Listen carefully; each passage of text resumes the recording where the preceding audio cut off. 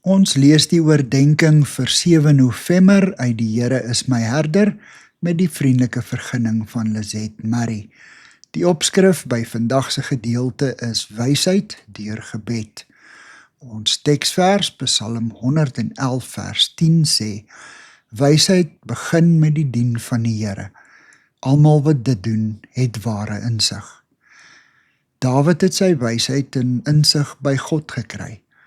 Hy het homself deurlopend gemonitor of hy nog in God se plan vir sy lewe is. En wanneer hy afgewyk het, het hy 'n koersaanpassing gemaak. Gebed was sy sleutel tot insig. Dawid se gebede het nie net om homself gedraai nie. Hy het ook gebid dat God sy oë vir ander se behoeftes sou open en hom sou help insien waar hy teenoor iemand gefouteer het. Philip Yancey vertel in Prayer, Does It Make Any Difference? Van 'n voorbidder, Virginia Stem Owens, wat as jong dogter 'n kamer met 'n ongetroude invalide tante moes deel. Sy het veronreg gevoel en het haar wrevel elke dag op klein subtiele maniere teenoor die tante gewys. As volwasse vrou het Owens die gewoonte begin om saans mense se name in gebed voor God te bring. Vroegsoggens, voordat sy opstaan, lê sy en wag om te hoor wat die Here vir haar sê. Een oggend het haar tante se naam duidelik in haar gedagtes opgekom.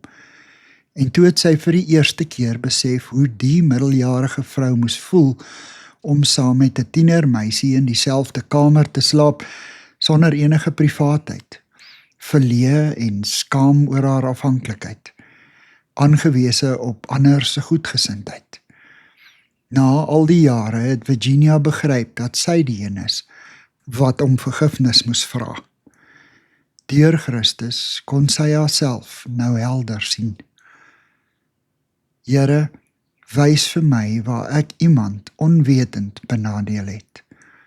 Amen. Dankie vir die saamkuier. Ek deel Lizette se kontak en webblad besonderhede in die inligtingsparagraaf van hierdie voorlesing. Daar is ook skakels na voorlesings van Lizette se ander publikasies wat op hierdie platform beskikbaar is.